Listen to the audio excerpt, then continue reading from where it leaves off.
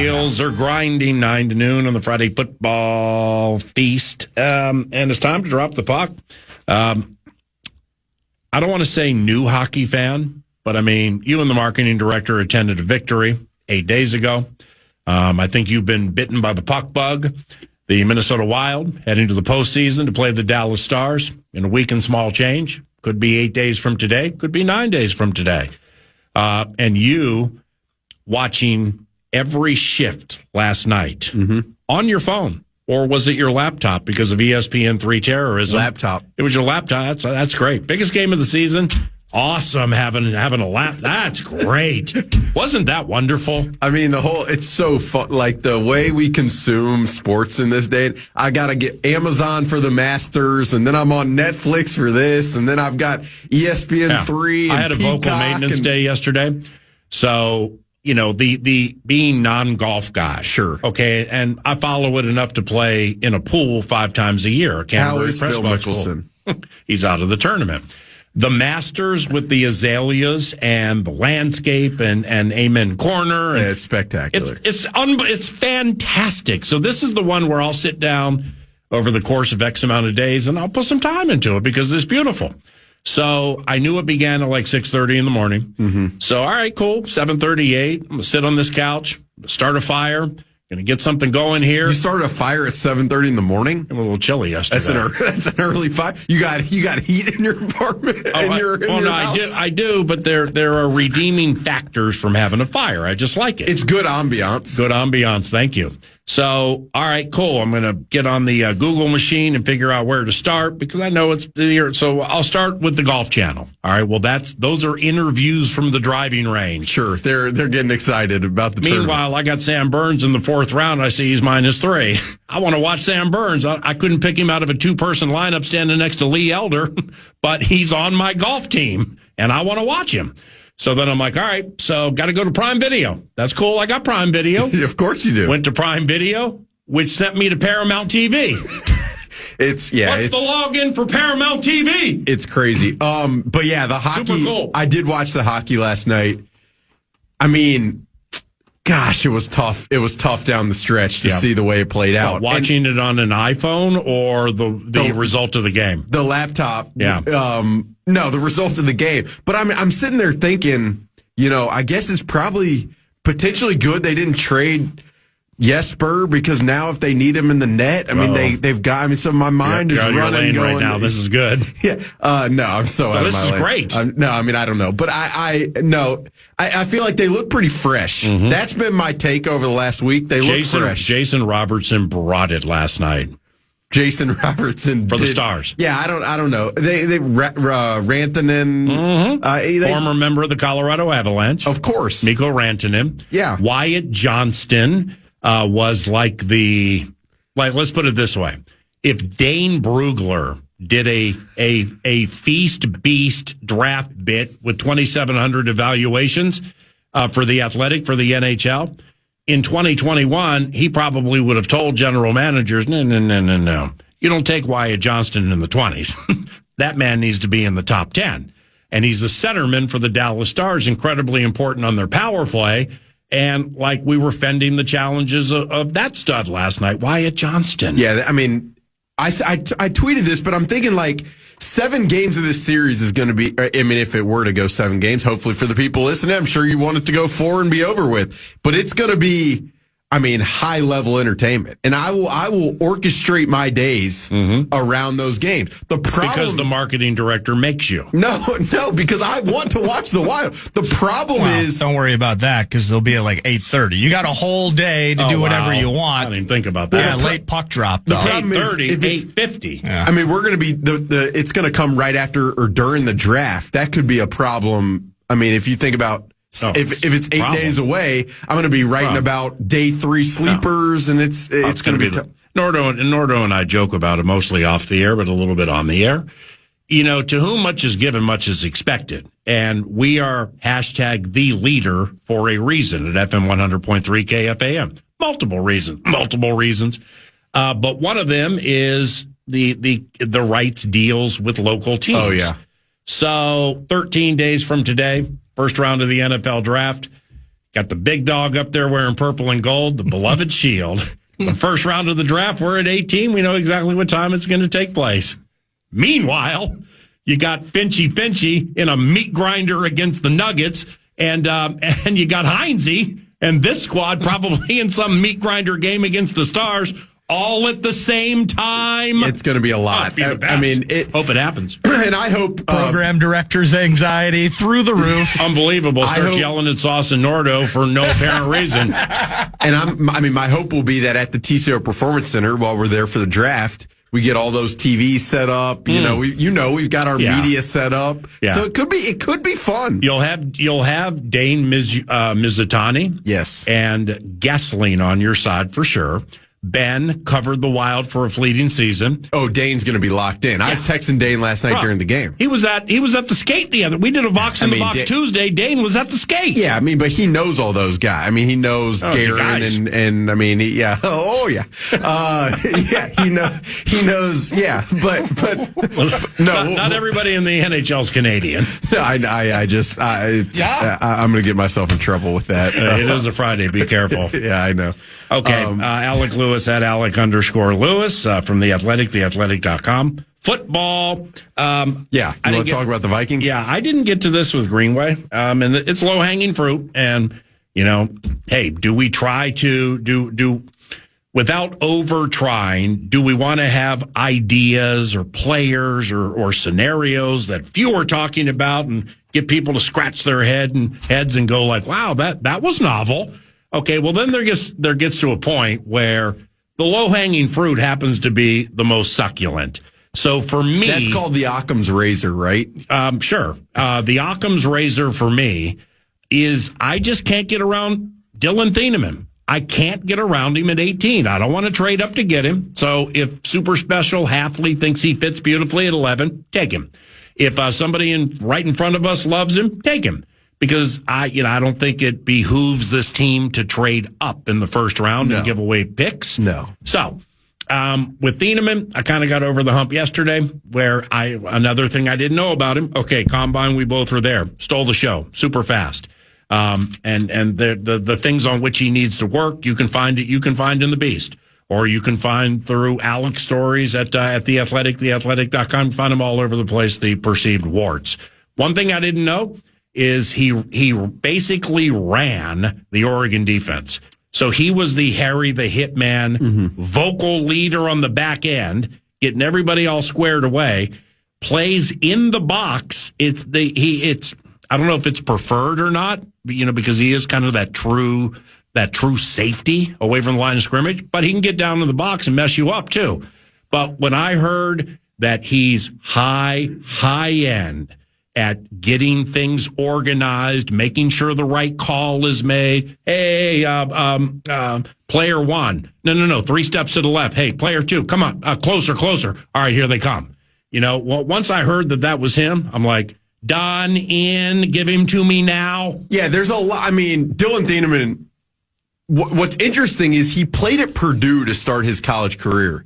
And he's like the youngest, I believe, of 3 brothers, and they all played, and they all kind of set a standard for him. So they're taking him. For you to have that knowledge that you're ready to drop the gamer. No, I've done right after the pick. He's already done a feature with mom and dad. No, you know me with the draft. Like, I'm fascinated by it. I'm interested. I want to be on top of it. So he starts at Purdue. They play like a very man-heavy system, and he was just like the one high deep safety, ranging sideline to sideline. Then he transfers to Oregon, and he played in an interesting type role where he's like kind of a boxish type player. He's kind of, a 3 safety-ish, like pull runner in a Tampa 2 type style player.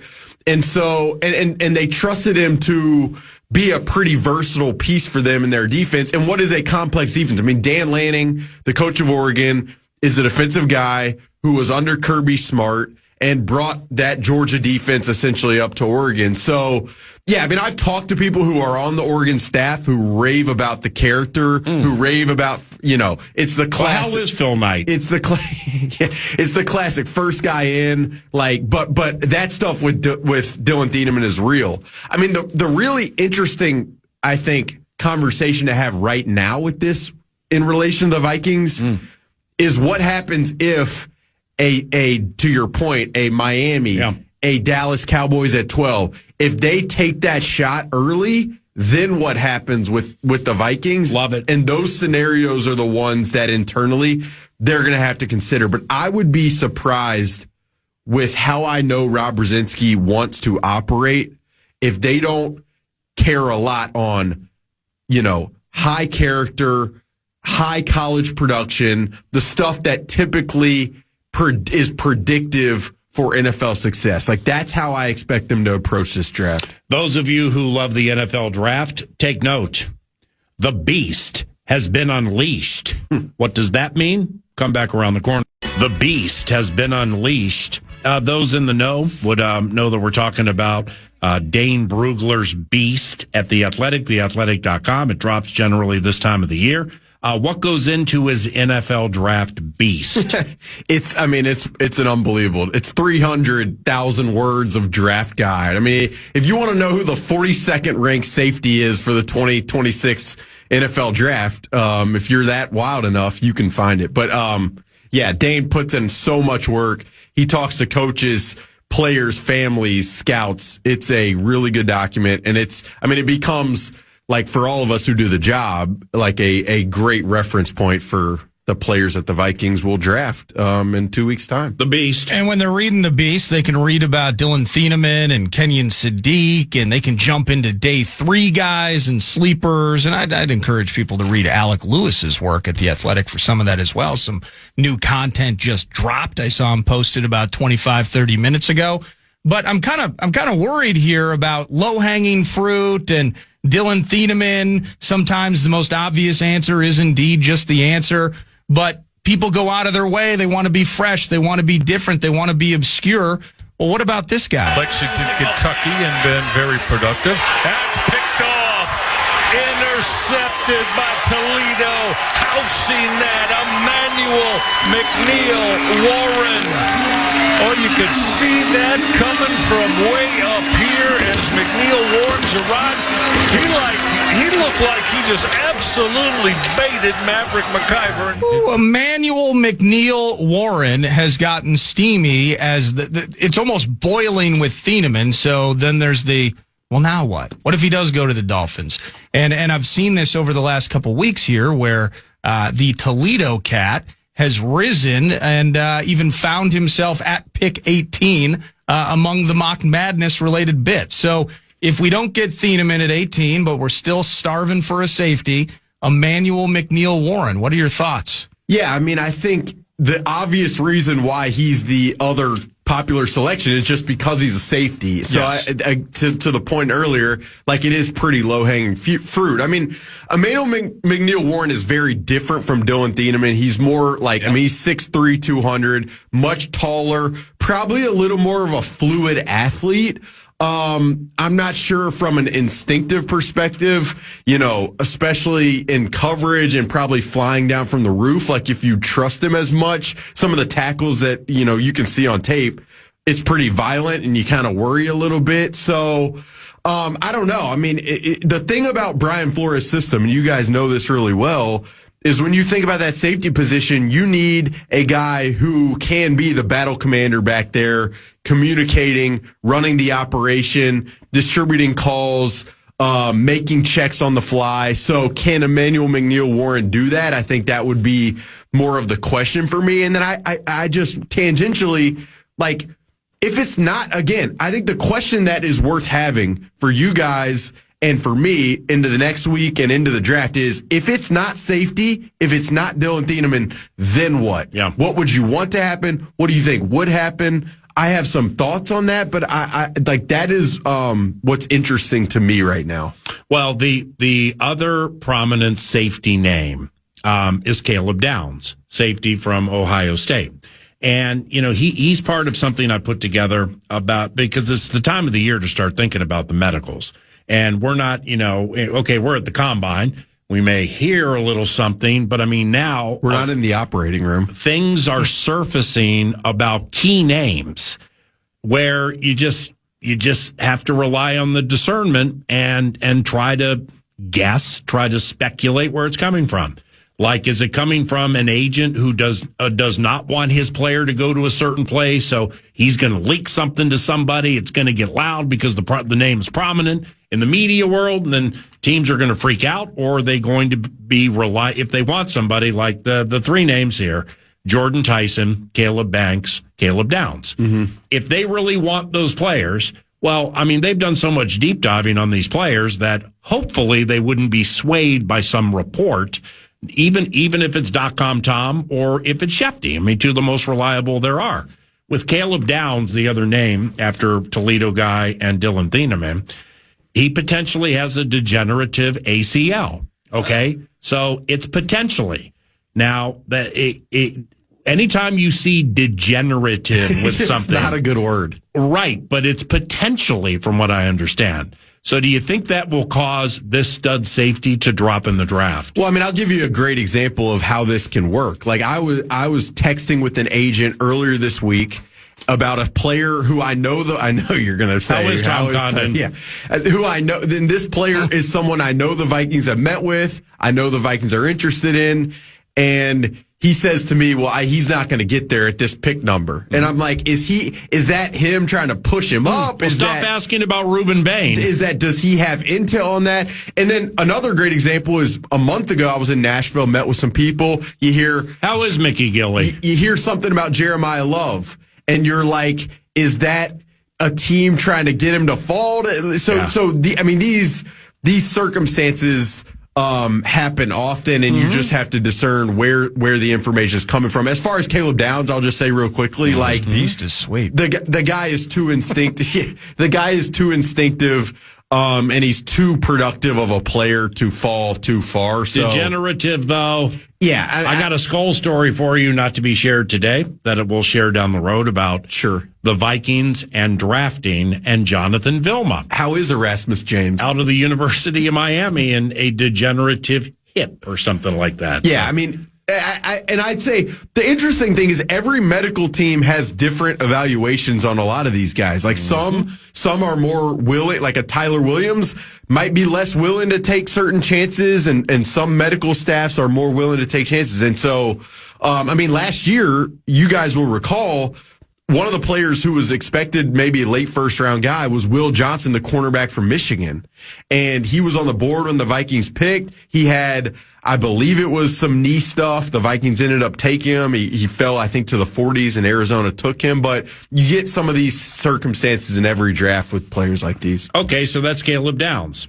The A topic here, and it corroborates on many levels, is Arizona State University wide receiver Jordan Tyson.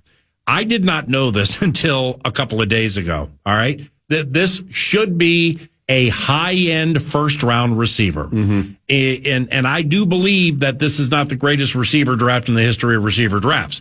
But I also believe there are 2, 3, or 4 of them that a lot of teams want. And this guy's one of them. Or is he? The medicals, as they say in the business. 2022, he messed up his ACL, MCL, and PCL. All right, that's 2022. Whew. Broke his collarbone in 2024. All right, that's a couple of years ago.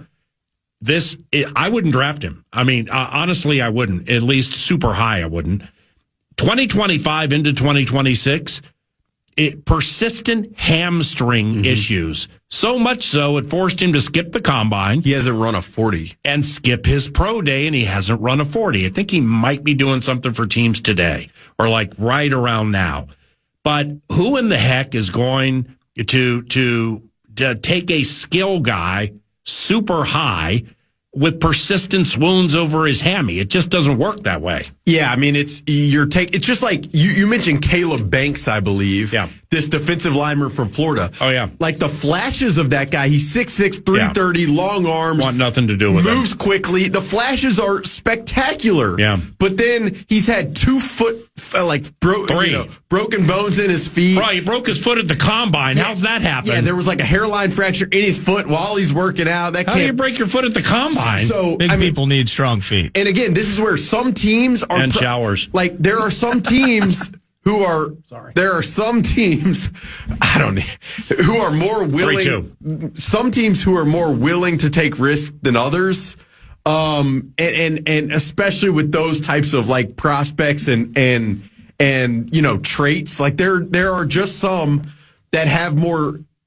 Like the Philadelphia Eagles, for example, it's a team that typically drafts for upside and traits. And then there are other teams that draft just based on college production. Again, I'll reiterate what I said at the top. Mm-hmm. Like, I think the Vikings with this draft know that they need to get productive, impactful players.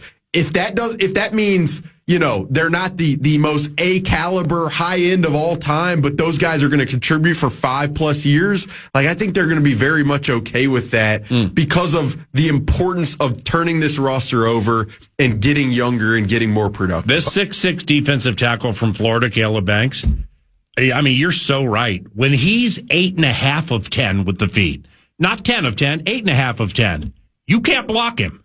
I mean, he's slithery, he's powerful. He's like Neville Gallimore and Gerald McCoy all in one. But he's had 3 foot injuries within the last year, and he just broke his foot at the combine, got surgery in early March, not ready till at least June.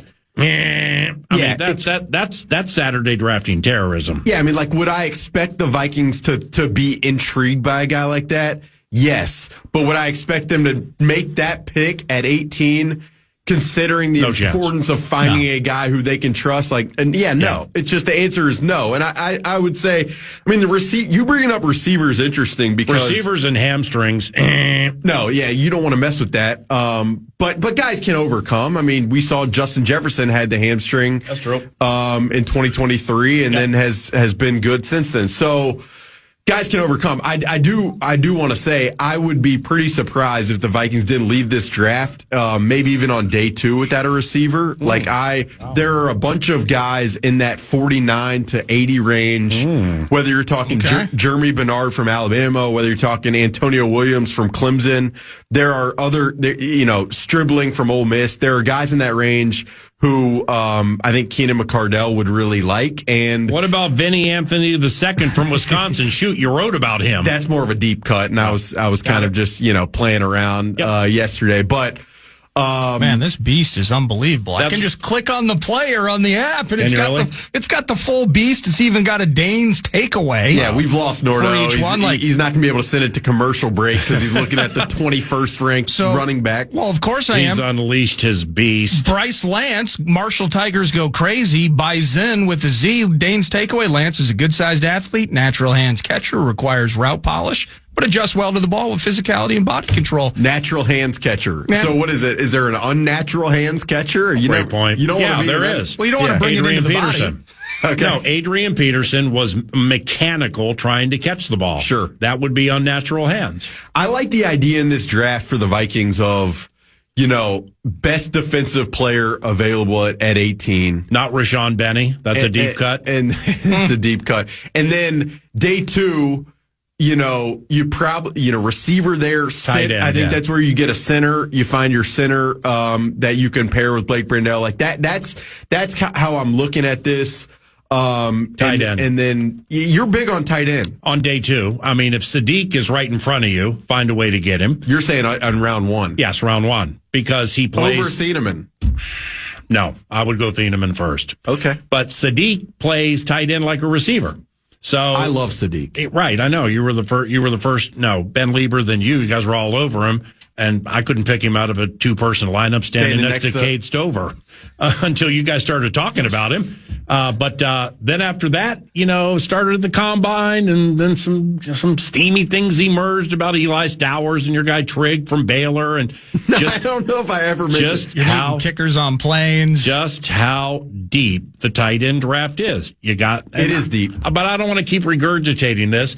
They worked Hawkinson's deal the way they did for a reason. So we'll just leave it right there. So then, do I believe Josh Oliver will be on the 2027 Vikings? Yeah. Do I know what Ben Urasek and Gavin Bartholomew and the rest of those cats, can offer? Nesbitt, though? Yeah, Nesbitt. Bryson Nesbitt. And the one we got from Ben Sims. Okay, so they may be part of the covenant, but I don't know if it's to the level of what we're talking about now with respect. So if this draft is as deep, with 6, 7, 8 tight ends who eventually within a couple of years are going to change games, I got to get one of them. So which would you say is a bigger need right now, tight end or receiver?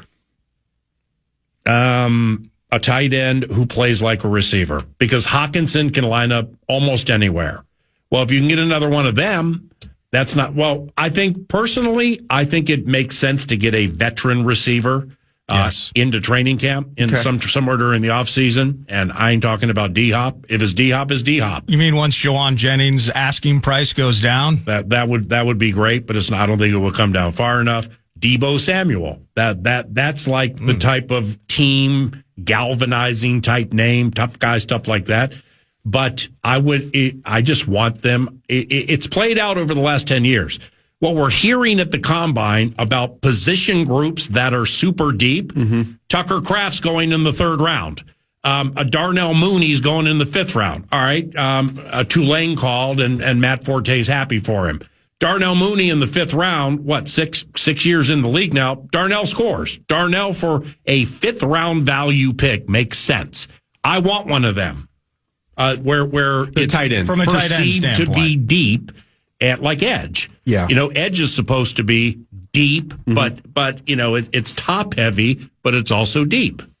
Yeah, I mean, I definitely would expect them to. I mean, I think the approach that they're going to take here is to be very, like, the interesting thing is you talk about needs, and it's like tight end. Is it a need right now? No. Is it a need next year? Potentially, and maybe probably. Receiver. Is it a need right now? No. Mildly, but like next year, it could be. Yeah. You could go through running back. Is it a need right this instant? Like, you could argue yes, but the thing about running back with this draft is it's Jeremiah Love, and then there's a steep drop, and then there's Jadarian Price from Notre Dame, and then there's another steep drop. Notre Dame has the 1 and the 1A in this draft. It's crazy. Are you kidding me? Yeah, they're both on the same team. It's why. Then you have DeMond Claiborne. I mean, honestly, if you can deep cut him on Saturday, the Athletic tells me that. Yeah, but the thing about DeMond Claiborne, DeMond Claiborne is check the beast. Is a Wake Forest running back who has incredible speed. He was clocked at like 23.7 miles per hour at the combine, fastest of any running back since Devon Achane. Frank Smith, the assistant head coach, observed the offense with Devon Achane. We ain't trying to win the 110 meters at the Olympics. That's correct, but speed does matter, if I'm not mistaken. The fan has learned that should be in the preposterous statement. The best. Why you like DeMond Claiborne more than my guy Emmett Johnson? So the thing, because he's more explosive. He's probably more of the home run hitting type, but I wouldn't say I do like him more. I'd say with DeMond Claiborne, and I wrote this in there, in the Beast, Dane Brugler cited coaches, had a little question about maturity and a lot of this stuff. So that's some of the thing with this running back class is you've got guys like Emmett Johnson from Nebraska who the character is undeniable and the potential to be an every down guy is inarguable. But with this Vikings team, and I looked this up yesterday, since Kevin O'Connell got here, they have had the least amount of runs of 20 yards or more of any team in the NFL. Oh, geez. And they've never needed their running game to be explosive because the passing game is explosive. Yeah. But the idea of having a running back who can take it the distance for the first time since Dalvin Cook would be quite nice and would give, I think, this offense more confidence to run the football more. So and that's what I'd say. What's interesting about that, to close, is they are always near the top or the top for passes at 20 yards or more. Yeah, explosive passing. Passing. That's what's really anchored their offense. And you need some efficiency, so you got to balance it out. There's got to be a marriage of explosiveness and efficiency within the offense. But the idea of having a running back who could take it the distance, I think will be huge. But I would say this, just to end it, and we'll talk next week probably, but love it. The day 2 range is going to be really fun for this Vikings team. That's where it's going to be. That's what's most exciting to me. And I would expect receiver to be in the mix, maybe running back, center for sure to be in the mix. But we're going to get all excited for that Thursday night. But that Friday is, I think, where Rob Brzezinski and this staff knows they can make the most bang for their buck for the future of this team. And with that, ladies and gentlemen, the Beast has been unleashed. Watch your language in front of the lady, punk! You are awesome. Have a great weekend. Tell MD yours truly says hello, and thanks for the commentary. Absolutely. Thanks, guys. Good to see you. Alec Lewis, The Athletic, theathletic.com. The Alec Lewis Show podcast can be found via YouTube, Spotify, and or the iHeartRadio app, plus more. Back after this.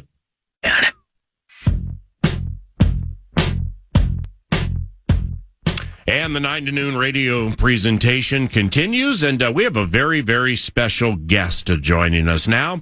It is Pretend Patrick, or let's say the wrong Royce, who we hear is shockingly perturbed at something.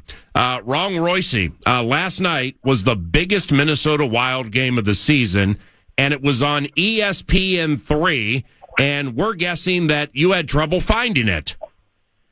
Yeah, well, in the old days, it was a lot easier. You only had 4 channels, about 4, 5, 9, and 11. My God, I mean, ESPN Plus and Hulu and all these other streaming deals, it's unbelievable. That's not Rich Little. That's not Frank Caliendo. Wrong Royce is a longtime friend of mine named Chad Ostlund, who is part of footballfilmfederation.org. Footballfilmfederation.org. Chad joins us now. That was terrific. You when's the last time you did your Wrong Royce impression? Well, I do it all the time. It's your real voice. It all depends on who needs it or what's going on. I get a lot of special requests.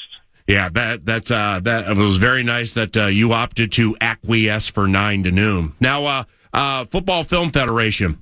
Listen closely, everybody, specifically football parents, coaches, athletic directors, players. Footballfilmfederation.org. April 25th and 26th, there's going to be something very, very big and important held next to Mall of America. It's in its 3rd year, and Chad Ostlund, who is the Wrong Royce and also with Football Film Federation, he's here to explain more. What exactly is Football Film Federation, Chad? And good morning. Good morning. Well, it's really a technology group of people that handle all the things. On game day, of course, we have people that film the game. When we talk about coaching film, it's the all 22. And whether it's 1937 or 1987 or 2016, the film, that all 22 shot has been shot the same way for years. The challenge is in high school, small colleges, they got a tough time finding people to do it, and let alone do it right. So we've created this primarily to train people on all aspects of the game, but with a focus on the film, which is obviously critical to the game of football. Now, Chad and I have known each other in a roundabout way for a quarter century since my first season calling games for the Minnesota Vikings in 2002. So how long did you work with the Vikings? And for those who may not know, what exactly did you do? Well, various roles. My final role was director of research and development, but that was all encompassing because, as the former owner would call it, as more of a chief of staff role, because I would help him, but he wouldn't be here all week. So there'd be other things that I'd want to do, and whether that was helping, Coach Tice or the coaching or the film department in documenting practices. So I would get the script from the coaches and put all that information into our database that we would manage, and then go to practice and chart the results, create a report that was given to the video department at the time, Bob Marcus, and then the coaches could watch the practice film not only in sequence, but in what we would call a thematical breakdown, where they could watch it from the play call or by player or by defense, and that helped them, prepare for the week. Now, Chad, how did breaking down football film become a passion of yours? Well, when I first got hired at the Vikings, one of my roles was to work with Paul Wiggin, Mike Ayers, and Leo Lewis. And I would go to the airport, pick up the tapes from our next opponent. We call that the counter game because you're actually picking it up at the counter. Then I would drive back to Winter Park. I would give it to Larry Kohout, who was our second ever full-time film director. He did it from 79 to 2002. And then he would make copies of the tape, and at that time we'd start watching the film and breaking it down with the formations, the plays, who's in there, looking at all the various protections and pass routes, and put that together in a report, and that report would be given to the head coach and the coordinators. So like now, year of our Lord 2026, I can go to True Media and probably within 35 seconds, watch all 22 of, say, the Super Bowl between New England and Seattle. You're telling me that when you started for the counter game, you had to go pick up film at a counter, get it back to Winter Park in Eden Prairie, and that would be of the adversary. Did you have to like splice it together? Well, they would come in really 6 tapes, because in that first year that I was doing that, the tapes would come in offense, defense, and kick tape, but 3 of the tapes would be sideline and 3 would be end zone. And the reason they would do that is when it was the smaller coaching staffs, like Bud Grant's staff was never more than 7 people. Wow. You would have, a sideline tape that you give to the offensive coach and an end zone tape you give to the offensive line coach or the defensive line coach. And that's all that they really needed to get their work done. Now, this event that takes place April 25th and April 26th next to Mall of America is put on by Chad and others for Football Film Federation. And you can learn more at footballfilmfederation.org. I would imagine whether it's now or down the road, that's where you can figure out how to gain inclusion into this and get in touch with some people to technologically advance your football programs. So Chad, who are you looking to draw to this event? Well, number one, there's 140 colleges that play football within 4 hours of Minneapolis. So that's Mankato, Morehead State, North Dakota State, UND, Minnesota Duluth, St. John's, Bethel, up and down the line. Those are some of the top programs in the country, and they're all within driving distance of here. So that's what we started out with. That's about 683 colleges that play FCS or below football. And, a lot of the best teams that have, the most success, they have a great coaching film department to kind of handle these things. And those are the people that we're trying to train, get into the mode of here's what's coming new, here's the technology, here's the best practices, here's the way to do it. Oh, that's spectacular. Speaking of lower level college football, I mean, with respect, D2, D3, NAIA, things like that. CJ Ham and Adam Thielen, Vikings Immortality, they recently retired. In what ways did their college film, CJ Ham from Augustana, Adam Thielen from Mankato, in what ways did their college film help them land with the Minnesota Vikings? Well, I think a guy like Ryan Munnins, who was responsible for looking at those small college guys at the time, he was looking at film. I mean, we're fortunate that Mankato and Augustana are both teams that take a lot of pride in what they do for film, but it goes back even before that, because for Adam to end up at Mankato, they had to look at his high school film. I was at Gopher practice 2 weeks ago and talked to PJ Fleck about this specifically, and I said, PJ, I need you to help me out here. I need you to talk about making game film elite, because if you're going to recruit these people, the only way you're going to be able to do that is watching good film.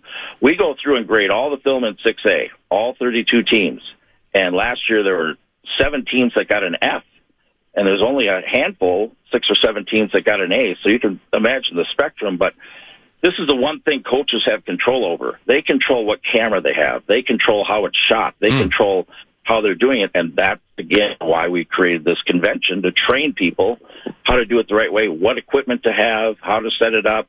And that makes all the difference in the world. So if there are programs that, they gain an F grade, as you said, like what would go into that? Just lack of up-to-date, up-to-speed technology? Well, part of it is we can see the camera quality. So if you're using a $200 camera, that's a big difference between that and a $1,000 camera. Yeah. Most schools, when I talk to them, a good example, Mounds View High School, I talked to their head coach at length a few years ago at an FCA meeting that we had at one of the local coaching clinics. And I said, you need to do, here's what you need. Here's the equipment you need, and here's how you need to do it. They did it, and what a blessing. They got a guy that his dad is the athletic trainer at Bethel, and he played football. He was an offensive lineman, and he is exceptional at filming games. And he's going to be one of the guys that's going to be recognized. But you really see the teams that it really matters, and it helps them tremendously, because if you shoot a game right, it helps the coaches teach better. It helps the kids get recruited more, and they really learn a lot more than if they miss it. Now, when you talk about F grades, we're talking about the camera not starting on time or the camera shutting off too early. They don't zoom in. Like you start watching this film, and it's radically different than what you see with, NFL All 22, because they're not filming to fit the formation. You have a tight formation, and we're filming the entire park in the background, the trees, and like the coach at Concordia Academy said, I'm tired of watching the cars go whizzing by on Highway 36. Well, that's a half a mile away. This is Chad. That's fantastic. Chad Ostlund, footballfilmfederation.org, footballfilmfederation.org. Now, let's down memory lane we go. Let's go back close to a quarter century when you and I first met each other.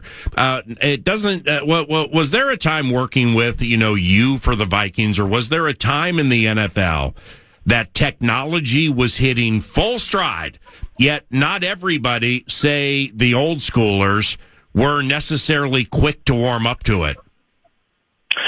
Well, the NFL started changing really in 1985 was the last year of 16-millimeter film. That was really a slow process.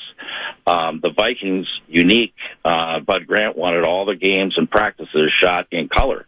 All the other teams are shooting in black and white. It was a lot cheaper. When you process the film, you only got to put it one time through. So fast forward to 86, and the next year, Jerry Burns takes over, and it's videotape. Man, he struggled for the first little bit. You talk about Royce not being able to find ESPN3.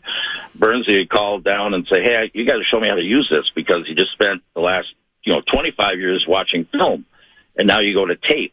There was a time, really until 1994, every NFL team didn't have every game. Wow. You would only get the last 3 games. So if you're playing Green Bay, we'd have Green Bay's last 3 games, and that's it. So at the end of the year, you want to do a study and watch all these things. That wasn't really possible. You'd have to call teams and ask and try and do favors or trade what you have for what they have to put something together. Time for 2 more, as our mutual friend Bob Hagan would say. The Vikings film department is led by a man named Nick Miller, who's been with the team right around a decade and a half. And with Nick, from him, Julian, Oliver, Logan Peterson, Ella Pearson, why is that group on game day very, very important to the coaches? Well, they're putting everything together in a quick time. I mean, there's a couple of videos on our X account that you can see where I've talked to the head coach, and he said it's crucial that we have them doing what they're doing, because we need film minute by minute.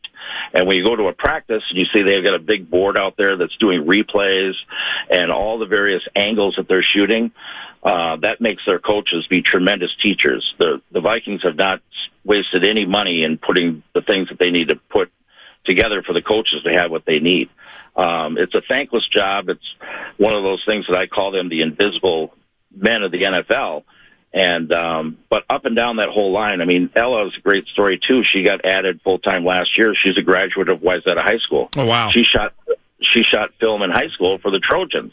So that's why this is such a great opportunity for people to come and learn this, because this could be a pathway to a whole life. I mean, you're talking about people that when the Vikings win the Super Bowl, Nick Miller's going to have a Super Bowl ring. Yeah, and that's going to be the crown jewel of all the work they put in.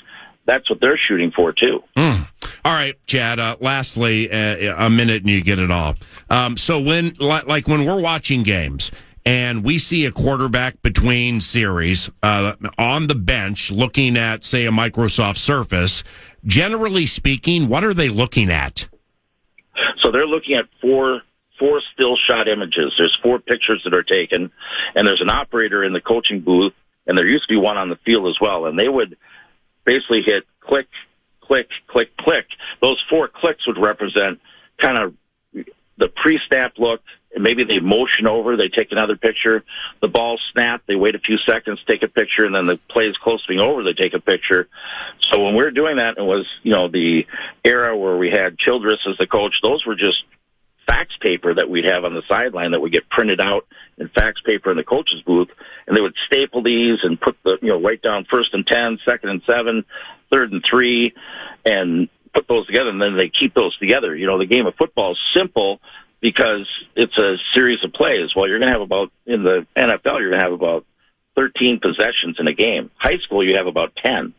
Well, they can look at those still images in between possessions and say, oh, well, he was here. We thought there's going to be line up here. Let's run this play.